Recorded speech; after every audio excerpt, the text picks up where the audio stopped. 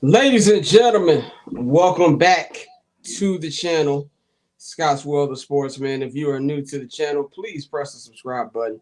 We are going road to 1K subscribers. Last time I checked, we was like at 745. So let's try to boost those numbers up. In the words of those are rookie numbers. Let's boost those numbers up. So, like, share, leave a comment. A lot of y'all been leaving comments. I obviously upset the state of Wisconsin with my nobody wants Giannis take, according to my notifications. I don't forgive you. I mean, I don't apologize. I don't apologize whatsoever. So y'all can keep getting mad. But anyway, today we got some special guests. We're gonna be talking White Sox baseball. Yes, for anybody who's been watching my content over the last 3.5 years, you know I've been on a staunch, not just White Sox boycott.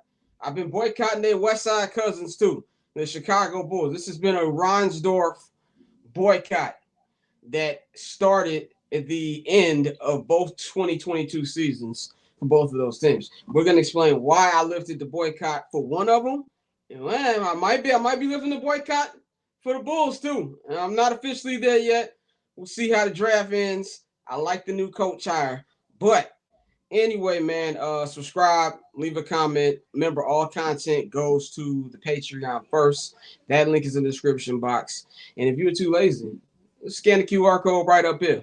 Even though the live show is not back until week 1 of the NFL season, I will be dropping multiple times a week on the channel. And of course, my new Instagram, TikTok series, Scott's Backyard Takes, where I give y'all takes from my backyard. And I think that's been doing pretty well. So we'll see what that's like. Anyway, let's bring in our guest today, man. We have got all of the homies from the 108 podcast, aka the voice of the Chicago White Sox. If you don't know these three gentlemen, are you really a White Sox fan? Are you even allowed to go to Comiskey? I'm gonna keep calling Comiskey. So glad to have you guys here. How are you gentlemen feeling today? I feel Terrific, great. Scott. It's great to be back. Great to be back in here and talking White Sox with you because I am familiar with your content and I know how down on the White Sox you have been for a while, my friend. So when you reached out, I was like, "Oh shit, what's going on here? We're going to talk some Sox." Great. Yeah, this is how I knew they were good. You were like, you bringing this on. I'm like, God damn, Sox are good. Scott wants to talk about it. He wants to talk. They're that good. Yeah, it's been breaking my heart, man. It's like when you leave a girlfriend that you don't want to leave, but you have to for your own growth. But now they came back. You know what I'm saying? We both grown a little bit now. You know what I'm saying? That's kind of how it is. So I told you guys before we started the pod that I was going to tell the moment that I lifted my boycott. Now, even though I have not been watching until like the last 10 days, at the beginning of the season, I turned my notifications on my phone, on my ESPN app, which is the first step. You know, that's probably like when you unblock your ex from your phone. You know what? I'm not going to call them, but if they call me, you'll catch it. Yeah, exactly. Not saying I've ever done this before. Hypothetical. Yeah. Allegedly, that's what people do. Allegedly. But, I was just watching the results, and I'm like, these motherfuckers winning a lot. Mm-hmm. I was like, okay. And I remember the first moment where like the homies and a couple of the homegirls really started getting on me was after they beat the Cubs. That's when it started. And my best friend is a diehard Cub fan. He didn't text me one time. I was like, Now, at the time, I'm knee deep into the NBA playoffs and knee deep into my now Premier League champion Arsenal Football Club. Deep into the season. That was just like, okay, we'll see when the season's over what it's like. But this is the moment that made me like, you know what? This might be a little different. When Brendan Montgomery got called up and that walk-off home run, I was like, okay, man, I've been watching sports a long time. This is a special moment right now. I might need to pay attention. Now, I have shit on this man, Chris Getz. Honestly, since he's been playing, I'm be real. Even when he was a player, I wasn't a fan. So, you know, to see the way this stuff has been building, I'm like, you know what? It feels a little different than the last rebuild, which scarred me deeply. Okay. And I was just like, you know what? I'm gonna at least just give the kids a try. You know, I don't want to bring my past trauma and maybe miss the beginning of a good White Sox era. So that's when I was like, you know what? Let me get the Chicago Sports Network 7-day free trial before I decide to pay $20 a month. So I was like, you know what? We'll see. And then I think the thing that stood out to me the most, especially in this Dodgers series, on the last Dodgers game, the 2021 White Sox lose that game 5-1 with 10 runners left on base. Yep. 100%. They just scored, Will. I think there's a confidence that even when the 2021 Sox won a division, they didn't have. Like, I felt like there was a lot of front runners on that team. Obviously, we're not going to speak on the manager, La Russa. Like, that's when they hired him, that kind of told me everything I need to know. But just see the way they carry themselves. You know, I see Colson Montgomery in an interview said people got to stop treating us like it's a surprise. You know what I'm saying? Yep. Like, we're going out there, we're playing hard. We're just a good team. So I want to ask this question. I'll start with you, Beef, then we'll go around the room. Did you expect this to happen this early? And how's it been from, I know, the usual opening day hype to where we are right now recording this June 15th, that they're number one in the AL Central heading to Yankee Stadium? Scott, absolutely not. I very famously in February bet under 68.5 wins for this team because even though I liked what Getz was doing, I just felt like they're not quite there yet. The talent's not there yet. They're not going to do it. And what's a beautiful thing is when you're watching a team for a long time, they've got a bunch of young talent, and everyone gets good at exactly the same time. All the shit starts going at once. We talked about it before the season. We thought Miguel Vargas would take a step. I was calling him the daddy of the offense before the season. But a step meant, like, be a pretty good third baseman, not the best third baseman in the American League. Yeah, exactly. So, like, these are like you weren't like you could see Davis Martin maybe taking a step, but not like he's gonna get Cy Young votes. Like he's probably the second best pitcher in the AL right now on results. Obviously, there's better pitchers that haven't just gotten there yet. But honestly, I can speak for the three of us on this one. We could see buds of it towards the beginning of last year. Once Will Venable was in place, you could see the way they were playing was different. They had no talent, and it took time to graduate a lot of the talent here for this to start to work. But when we watched the games, it was like, hey, that's a different game than that goofball Pedro Grifol was here. These guys look like they actually have their shit together and know how to play. And so, yeah, it was one of these, you see it coming, and then it got here so fast that I wasn't really expecting. Yeah, I think the way I would look at it is like, when you go into any season, there's like a list of, if this goes well, then the team will be good.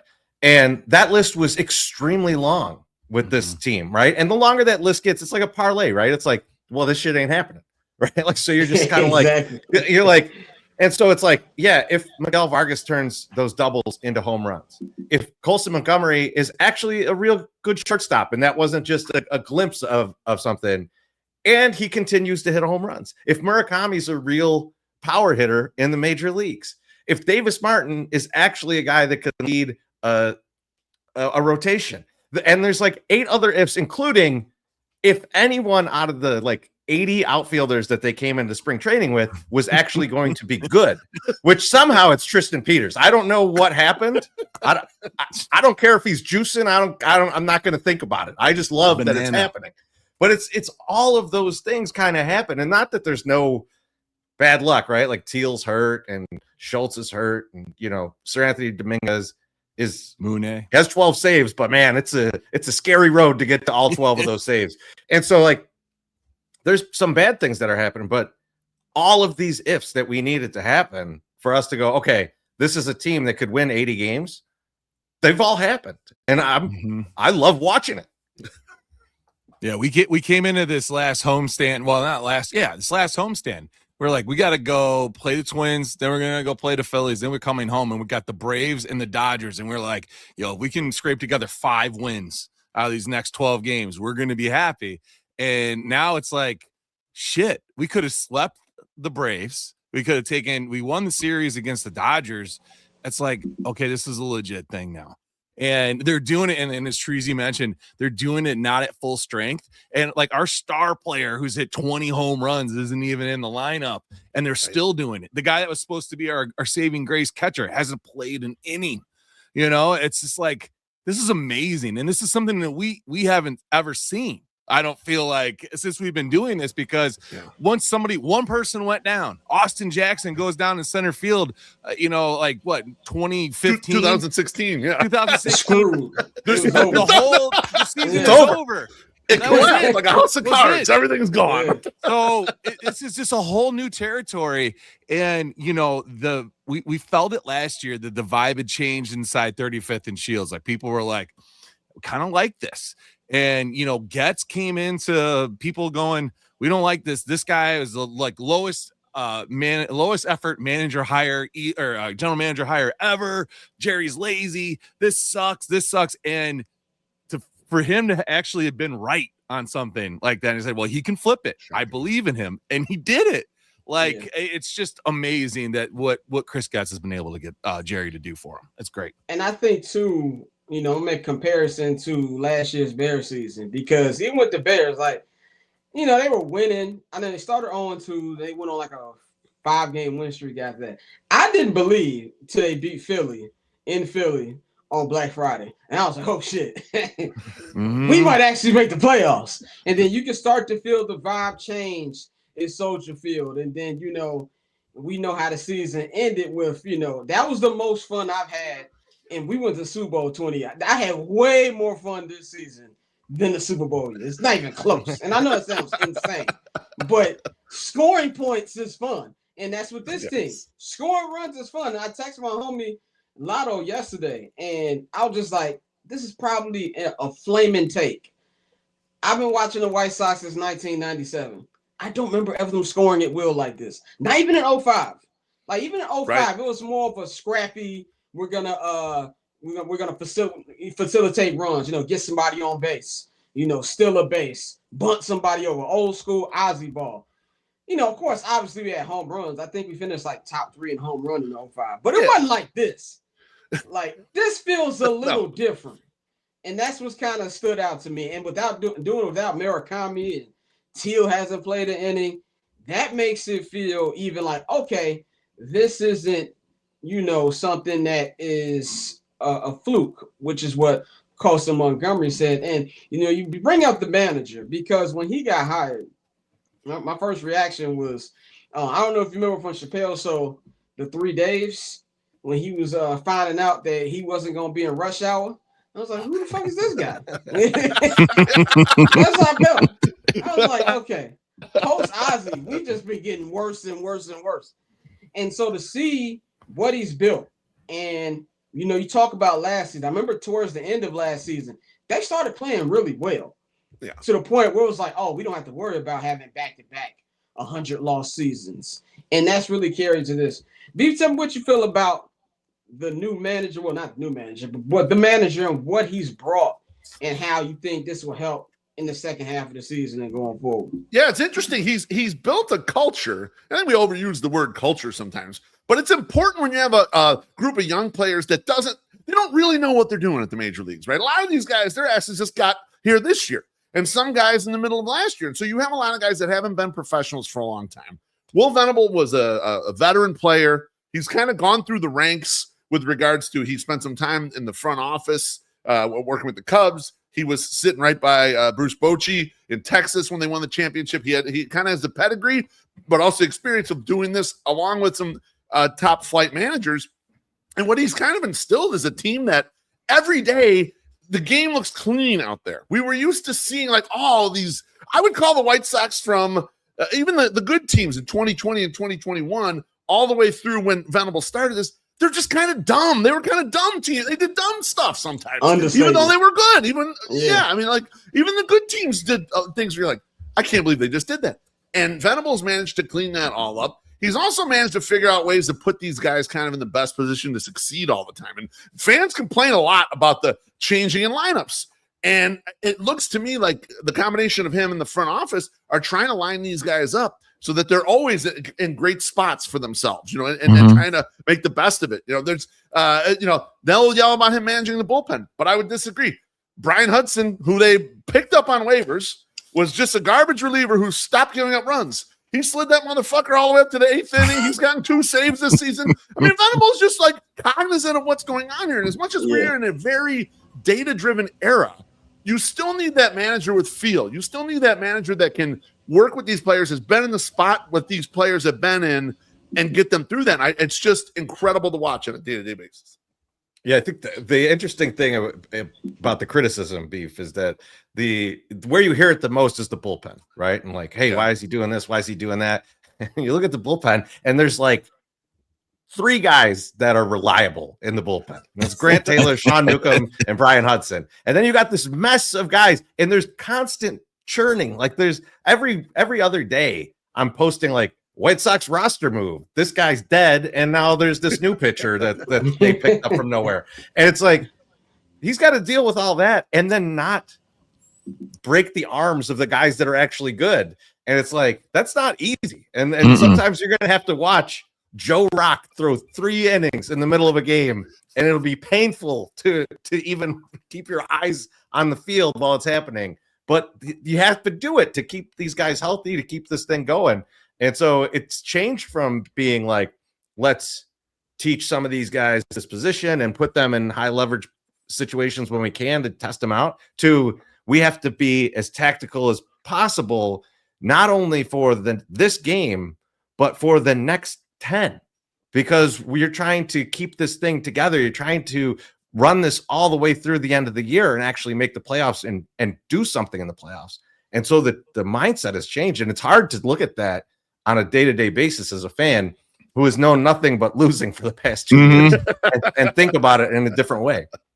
And he's reliably towing the line with development and win the game today, because he's got to do both right now. Because you mentioned, Scott, they bring up Braden Montgomery. Yeah, Braden Montgomery's a top prospect, but there's still development to be had there with a guy like that. So he's got to be mindful of, hey, I got a bunch of I have Sam Antonacci who's just learning how to play fucking left field. He's never played it before. He played it for 2 weeks in AAA before we brought him up. You got to be mindful of all that stuff. I didn't mean to cut you off. No, the vibes are just great. And Scott, we've been so down bad, right? Like Will Venable was a highly touted, managerial candidate. Like they were like, this guy is going to be the next guy somewhere. And we have to go, when it comes to the Sox, what the fuck is wrong with this guy? Why is he coming here? Right? And so it feels good 2 months or 2 years later to be like, he saw the vision that Chris Getz was putting out there, and he's buying in. And the same with Mune. You're just like, what's wrong with this guy that he's choosing to come to the south side of Chicago? Like there's something wrong with him. There's a reason he fell to us. And we're just starting to learn that maybe Getz is a little bit smarter, but maybe some other people are just dumb. They just were like, they bought into something, right? And we caught a break. And that seems to be kind of what's happening on the field too. Like we're getting lucky with like what we've had 12 guys make their MLB debuts this year on the south side. And not all of them have been great, but like you're at least getting one, or you got 5 or 6 of them that can play, that are going to stick around for a little bit. And it's uncharted waters for us, and we're uncomfortable, but that uncomfortability is so much fun, and it breeds like this so much like just you just want to yell. And we had a lot of fun these last few weekends, home weekends, like yelling at people from Cork and Kerry, walking by like, let's go Sox, and people are all excited again. They're like, go Sox. No one was ever saying like, well, I hope they don't lose again. Everyone's in good spirits right now. It's awesome. And I think this is the best time to be a sports fan, because when you're learning how to win, because it's like, we don't know what we're doing. It's like it's new, I'm gonna keep using the Bears comparison because it's kind of the same thing to me. Like even similar. Watching Caleb on the Madden cover, I was like, oh, is this what it's like to not be poor? Like that people like your quarterback? This is what this is like. So it's like when you see the White Sox win, it's like there's no expectations right now. Like, they're in pole position to make the playoffs, but we all know there's a lot of baseball left. And even if they barely missed, I don't think anybody's gonna look at this season as a failure. And that goes to my next question for y'all. I had this debate with my homeboy Mikey.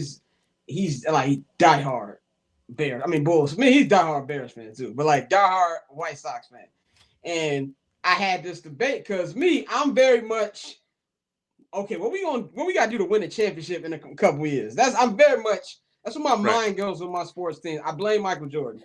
For the first ever game I ever watched in sports. No, he did that to us, Scott. You're 100% right. He did do that to us. Yeah. Ruined us. The first ever sporting game I can ever remember watching was Game 6 of the 1996 Finals. I thought winning was just something you're just supposed to do. Yeah. 3 straight parades. I was like, oh, this is awesome. I quickly learned this isn't the norm. So even now, 30 years later, I could be enjoying, but in the back of my head, I'm like, okay, what do we got to do to win? So I was telling him, like, this is fun right now, but eventually Gitz is going to have to make some hard decisions when it comes to, okay, we can't keep all of these prospects. We're going to have to trade a couple to get some vet guys, then spend money in free agency. You know what I'm saying? And every team, I don't care what sport it is, you have those homegrown guys that you just love. And they might not have been that good, or obviously they weren't a game changer to stay with the actual squad. But you're like, man, they were there when we were building. He's going to have to make some hard decisions like that. So my question for y'all is, I kind of feel like each team has won a World Series. Well, we'll take the Dodgers out of this because that's just, we have more money than God to deal with. That's how they won. Let's be honest about that. But other teams, you know, you got like your 3 to 4 guys that's a core. You know, we can use like the Cubs, for example, 10 years ago. They had Rizzo, KB, Contreras, guys like that. Who do you think right now? Let's just say we fast forward to 2028, 2029, because I'm not expecting baseball next year. I don't know about y'all. At least a little delay. At a minimum, a little delay. Well, let's just say 2028 to be early with it. Who do you think will be the 4 to 5 guys that you're like, they'll still be here and they'll be part of this core? This was such a tough question because we were asking ourselves this before the season. Because what we felt like Guts had built was a bunch of supporting actors. And we didn't have Brad Pitt and George Clooney. We didn't have the stars of the movie in here yet. But I think we're starting to see the stars develop. I mean, the one guy I think, and I'll let you guys jump in on these guys too, is I think Miguel Vargas has established himself as being one of those guys. He was a top prospect with the Dodgers. And I'm talking top 30 in the majors prospect. It stalled out a little bit. They didn't have the playing time for him. He gets traded to the White Sox. He's absolutely horrible in 2024. There were people saying, get this guy out of here, whatever. We always thought he's going to get a chance. You got a rebuilding team. And last year was like perfectly league average hitter. And this year, as I was mentioning earlier on, he's the best he's the best third baseman in the AL right now by a bunch of different stats. And so I would expect him, even if he's not manning third base in a couple of years, to be a part of this group and be possibly their best hitter. Yeah, for me, I'm going to go out on a limb here because this guy just got here.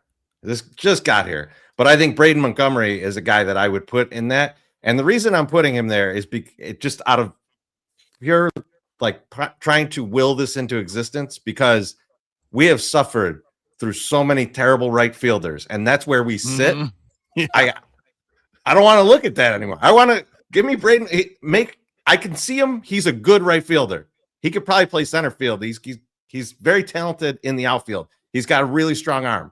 All that works. He just has to hit a little bit, and I will hold on to him forever. Because he wears 24. Earlier in the season, we were watching Jared Kelenic out there wearing number 24, and I don't want to watch that no more. I want to watch a good right fielder. Yeah, I'm gonna go with a guy, and sort of I had Braden too, but I think Chase Mydroff is somebody that was going to be around for I don't want to probably his whole career, because he's good and he's resilient and he's adaptable out in that field, and he just, his game is improving. We were talking about it, this weekend with Steve Stone and John Sheriffin. We were over at the park doing some interviews, and and Stoney said it too. He came in one of his first games, ball bounced right off his head, and he didn't give up. He didn't cry. He didn't go behind the corner. He got back out and he did the next thing. And then, so from a year ago to now, maybe one of the best second base players in the league. And he is his intro to the game was the most embarrassing thing ever. and most White Sox thing ever. And he has just fought through it. And that's the kind of guy you want on that team. And he's right in on these celebrations. These guys are getting, they love each other. It seems like they get along and they're having a lot of fun out there.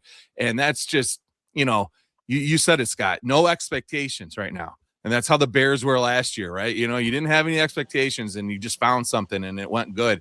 And I think the Bears, that feeling like came through into the city, and it went in with the Sox too, because they had a glimpse of it at the end of last year and they just kept going, and Mooney just like added on to that, and just the vibes are just incredible right now. I know, and Lowe's right, they use the word culture too much, but like, man, it's just it's really changed, and we can see it, and you can just see these guys being happy, and I don't know, and they're winning.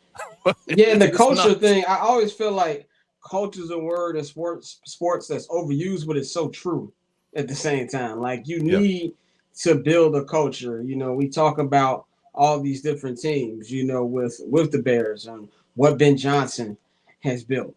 So we went from a kind of a calm guy, kind of corny in Matt Eberflus, to Ben Johnson, aka don't have your phone on if you're a reporter, because he will get mad. He will get pissed off.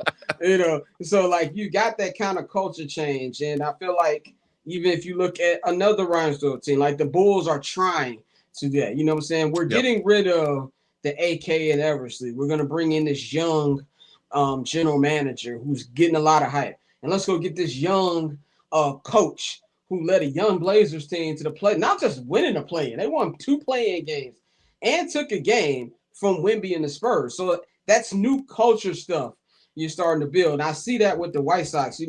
We bring up Vargas. I love Vargas. He's probably one of my favorites. I just love his demeanor he has. And you bring up Chase, and he doesn't play like Aaron Rowan, but he kind of reminds me of Aaron Rowan, just like the way he moves around in the clubhouse. And I was watching some of those kind of like that new web series they got on the YouTube on White Sox. You just see how it feels like there's a vibe in the clubhouse that hasn't been there in a long time, like where everybody's liking each other. And Murakami, he comes in, he's instantly like, oh, I'm Southside. Like, what's up? Where the bar's at? What's going on? I need all the pizza. Like, he's really feeling it. Or as I say, he's been touched by Ohtani. Like, I know we've all seen that video of Ohtani, like, hey, you tweaking. You gotta hit it like this. And he's just been killing ever since then. And he must have told them something real special, because I think I saw they asked him in an interview, like, what did Shohei tell you? He said, Shohei told me not to tell y'all. So, it's just a real likable team, man. And through all of this, what I think is going under the radar, White Sox have the number 1 pick, guys. And so there's more coming. And this went from, obviously we're talking about Roch Chalowski, but now you got Grady Emerson. You got Von Lackey, who's really been rising lately. Like, I've been hearing a lot about him. We'll go around the room. Are you still, I'm 100% on Chalowski, or are you thinking about any of the other prospects? Because you got to be real careful about these. Like, you don't want to overthink. I remember 2008, people was like, hey, I don't know, Michael Beasley. And now Michael Beasley crying on podcasts, and Derrick Rose jerseys in the rafters. So they made the right decision. How would y'all go with this? Yeah, Scott, I'm still on Rock, and I still think, I think all Rock's season got downplayed a lot. They were a really good team and got knocked out of the college baseball playoffs earlier. He didn't exceed his sophomore year, but that's impossible to do when you have a year that puts you on the map as the no-brainer number 1. I always take all these discussions right now as negotiations for the signing bonus, because the lower they can get that signing bonus of whoever they're going to take, the more money they could spend kind of later in the baseball draft, because you're allowed to kind of do that stuff. You can lure a high school player that was going to go and play at Vanderbilt or somewhere and bring him to the major leagues instead. So I always feel like it's negotiating. I feel like it's still Rock. I think it'll be Rock when they make the draft pick. Yeah, I think it'll be Rock. I think the thing that to me makes it kind of solidifies it as Rock is that I think if they didn't know how long it was going to take to build this team, that they might go with someone like Grady Emerson, where they could take more time, but they're going to need Rock right away. And he's the most ready to go. And this team is going to continue to need reinforcements to back up the next guy or back up the next injured guy or things like that. So I think that they're going to go with him because he's the safest. Like, we know this guy is going to be a major league player, right? They are sure of that at this point. I think most teams are. It's how high is the ceiling? I don't know. Maybe the Grady Emerson ceiling is higher, but there's a ton of risk in trying to get that ceiling. So I think they might take the less risky version, and I'm fine with that. And if you take the best athlete and the best guy that's out there at the time, and if we end up not needing him, then we trade him and we get something, a piece that we need. So like to have that name cachet, I think they've been talking about it a lot now too, like a lot of the prospect fatigue. Like if they beat these guys up for like 3 years and they're like, oh, this guy's the number one. He's going to be this. There's going to be this. And so then he has a letdown year, and that's baseball, right? Baseball is all about failure, right? And how you overcome failure. I famously told Daniel Palka that being a T-ball coach is basically like what he does. And it's like you teach these kids that if you screw up 7 out of 10 times, you're doing a good job in baseball. Yeah, you're a Hall right? of Fame. Like if you only do it right 30% of the time, you're almost a Hall of Famer. So so you got to get over like fucking up, and then you'll be okay. So I think he's going to be fine, and then I think you can't have this many people, be wrong when they're like he's the number one guy. So you get him, and if it doesn't work, then you trade him. So get somebody else. I always say when it comes to drafts, no matter the sport, like I'll fail picking talent. Like let's just say Caleb didn't ascend to what he has been so far and where I think he's gonna be 12 months from now. If he'd have failed, I'm like, you know what? But we took a shot. Like, yeah, you took who you thought the best guy was. Yep. Right. Like if we'd have took Jaden Daniels and he'd have fell into the end. By the way, Eberflus would destroy Jaden Daniels. The only reason Caleb survived that crap is because he's just insanely talented. That would have killed anybody else. So, but then you'd be like, man, we should have got Caleb. It's been 23 years. I still lose sleep over the Bulls saying, you know what? We're going to keep Danielle Marshall and draft Kirk Heinrich instead of including him in trade to get Dwayne Wade.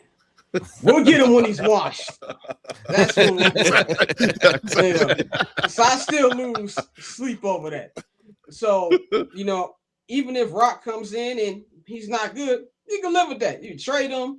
Everybody will always buy prospects in baseball. Even if he doesn't play well here, somebody be like, I can fix him. It takes a long time before top prospects in baseball are just done. You know what I'm saying? They get a lot of chances for sure. Yeah, a lot of chances. And I think even what you guys were saying earlier was like, you got to keep bringing guys up. Some are going to make it, some not. And I think just even this year alone, if we just go off these first couple months, I've seen so much more progression than I saw with other prospects. Like, This is a real question. How many of that 2021 roster are still in the major leagues? It's maybe 2. I know Dylan Cease. I think he's still in San Diego. Yep. And I know I'm forgetting one. No, Cease is in Toronto. Cease is in Toronto. Giolito's now in San Diego. Giolito's now in San Diego. Is Moncada still in the Angels? Yes. Hurt, but yes. He's hurt. Okay. He's having surgery, I believe. Yeah. Okay. He's hurt and around. Luis hurt and around also. Like the back is bothering him. The least cared about team in California. The Angels. Like, I'm talking about the entire state. The Chargers have more fans than they do. Like, the Clippers are the Lakers compared to the Angels. Like, it's that bad. So, I'll be forgetting. But think of everybody. Like, it still astounds me how Tim Anderson just fell off. I've never seen an athlete get worse after adultery. That's usually the athlete's superpower. When Kobe was going through his legal troubles, 40 every night. That's usually what happens. He's just like, you know what? I'm going to cheat on my wife, and I'm not going to score home runs. So it's maddening to me. I can't believe it. And Luis Robert, I remember Luis Robert hit that grand slam. It had to be like the first week of the season against the Mets. Yeah. My Mets homies was texting me. I was like, give it time. Yeah. They ain't been texting me since. He started out hot that first week. None of them. All right. It's like, don't act like you just talk about the Knicks. All right. Let's not forget about this. But final thing for y'all, man, we're going to do the typical sports media thing that we like doing. We all going to make predictions that we know is going to be wrong 6-8 months from now. So we'll go around the room. 2-part question. Do the White Sox make the Super Bowl? Not Super Bowl. What am I talking about? That's where my mind is at. Yes, do the White Sox make the playoffs? And if so, is it division or is it wild card? I'll go first. I'll say yes, they do make it, and I will say that they end up as a wild card.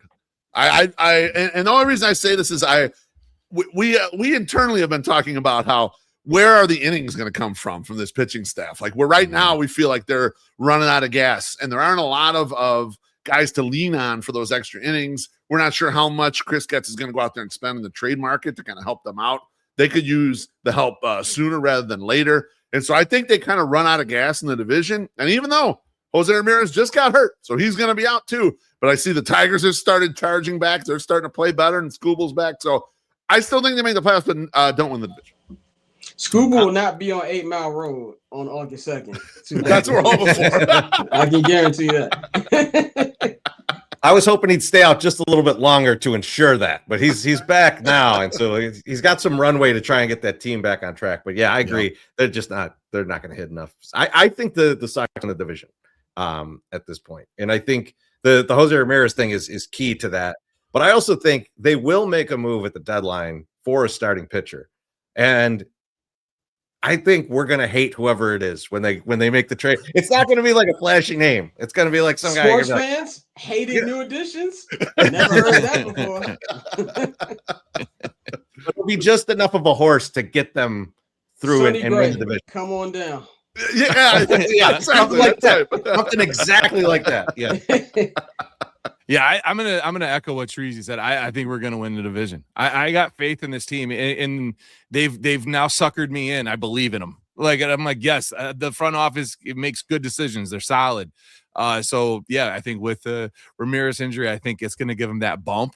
But I was initially gonna go with Loaf with the wild card, but he picked them to win less than 62 games this year. 68 and a half. 68 and a half. I can't listen to him anymore. So fuck that guy. Win this division. Go with y'all, man. I'm feeling good vibes. I'm gonna say division. I was gonna say wild card, but the Ramirez injury I think is gonna hurt them a lot. But I think this upcoming homestand after they come back from playing the Yankees, which is going to tell me a lot too. The Yankees don't have Aaron Judge right now, but that place, no matter if it's old Yankee Stadium, new Yankee Stadium, even though it's not new, that stadium's almost 20 years old too, but the new Yankee Stadium, it's like the house of horrors for the White Sox. I don't ever remember us winning a series there. So this video comes out on Thursday, so that'd be the last game. So who knows what happens, but regardless, let's hope they play Kansas City. Or it's Kansas City, right? Or is it Detroit? Before they play, it's Detroit. Yeah, it's Detroit. Okay, play Detroit and then they play Cleveland. That's going to be a very important series. Those are going to be very important to try to set up your dominance in the division heading into the second half of the season. And what I always caution people, because I've watched a lot of baseball. Really, baseball is one of them sports where you just got to be in striking range on September 1st. We've seen so many wild things where a team is out 6-7 games. I mean, we saw last year with the division, with the Central, and the way Detroit came back. With them in Cleveland, it was ridiculous. And so I think they'll come to a point where the pitching and the hitting might go a little cold, but that's just baseball. But I do think there's going to be an underwhelming move at the deadline. And honestly, I don't blame Gitz because I don't think you go full in till you're fully convinced. And also we don't know what next season is going to be like. Right. I don't see that much maneuvering going on from any team out of this trade deadline. But I'm going to say they make the playoffs. I would love for it to be division because that means home playoff games. Yep. And playoff games, we can go into the game knowing, okay, we got a shot to win here. Because 2021, man, I know I keep going back to that shit really pissed me off. And like the game 3 game was like the Lurie walk-off. I never forget because that was my first game covering the Bears, and I was in Vegas.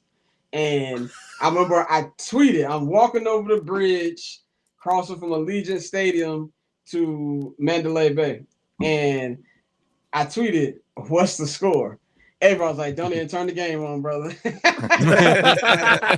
don't even do that to yourself. And I just remember being in my hotel room watching that and trying to have faith that they'll come back and win this series, even though I knew that wasn't going to happen. But this team just feels a little different, man. So any final thoughts from y'all before we wrap this up? You know, yeah, I mean, Scott, go ahead. MS. I was going to say, on June 23rd, we were working with White Sox Charities, and we're selling this shirt for $25. And whatever, we're going against Sox on 35th, which is another White Sox blog, and we're going against Locked On Sox. And whoever sells the most of the shirts wins $5,000 for a charity of their choice. So we could really use some help. You tune in during the broadcast, you'll see us on the broadcast. But you go to White Sox Charities. Treasy set up a short link for them too. 108.ing/charity, and you get all the information. You get reminded to buy the shirt, and we really could use your help and your support, donating to a good cause, but also, you know, we need to beat these motherfuckers because we're the best. Yeah. So we gotta send me the link, and I can put the link in the description box on here. And we drop the video, I'll tweet the link out too. So definitely get in tune with that. Anything else from you guys? Yeah, Scott, now that your boycott's over, we're going to see you post up in the section at least once this year. Reach out to me. Man. We always got extra tickets. Come on, man. 100% do that. I will do it before training camp starts. Okay, good. I like to hear that. The Bears and those hour-and-a-half drives to Lake Forest kill me. I will do that before. I will definitely be heating you up about that. Now, Beef, what's the rule for guys coming back, right? Because Scott's been gone for three and a half years. Yeah, he can't make fun of Pedro Grafal, right? He didn't. Well, he said it was after 2022, so he had good foresight that it was going to go bad because that year was such a big disappointment when they finished 81. Don't even start on 2022. and so, yeah, but he's out on Pedro Grafal jokes. He cannot get involved in any of those. So, but otherwise, he's good to go. He mentioned it. No, that's He makes content. He's fine though. He's always been good at doing that. So he's right. no worries on those. So yeah, he declared trees. He declared 2022. So we know we're good. So. See, I accept that from the fan base. I had somebody who's not a White Sox fan tell me, "Oh, you can't come back." I was like, first of all, brother, two things. One, did Frank Thomas sign your glove in 1997? I don't think he did. Did the White Sox win the World Series on your 17th birthday? I don't think they did. I am solidified in this, okay? Did you boo Jose Canseco at 10 years old? I don't think you did. That was me. So yeah, I would definitely be hitting y'all. I'm definitely gonna be hitting the game. Because when my homegirl, she go to games all the time. She's like, you gotta come to the game. I'm like, all right, I will come. I haven't this has been a strong. I did not want to boycott them or the Bulls. Like I love these teams. And somebody's like, would you boycott the Bears? No, I kick my family members out. I'll never do that. They can go 0-16, 0-17, whatever it is. I am in an abusive relationship with the Bears right now. It just happens to be good right now. That's all that is. But and I think also there's another part that maybe ended. There is a contract agreement that Jerry Reinsdorf is going to be gone. It's in paper. It's true. It's absolutely. That was also 4 years ago was part of my negotiations. Now I know they'll never sell the Bulls. Unfortunately, they're a cash cow. Mm-hmm. It's never gonna happen. I just hope that Michael don't want to be his daddy. That's all I hope from that. So let them know where they can follow you guys at. When the next time you guys pod things like that, let them know where they can get in tune with you guys. Yeah, we're from the 108 pretty much everywhere on social media. And then our YouTube channel is just youtube.com/fromthe108. We do live shows every Thursday. Unless the Sox are playing, then we're in the park getting drunk watching them play. Yep. But every other Thursday we will be there 8:00 Central. You can check us out there. That's the best way to find us. Yeah. All right, man. Always great talking to you guys. Shout out to everybody for watching. Please subscribe to the channel, Scott's World of Sports. All Scott all the time. No flows, no J.R. Bain, and none of them. It's just me. Okay, press subscribe right now, and we'll holler at y'all when we holler at y'all. I'm up out of here.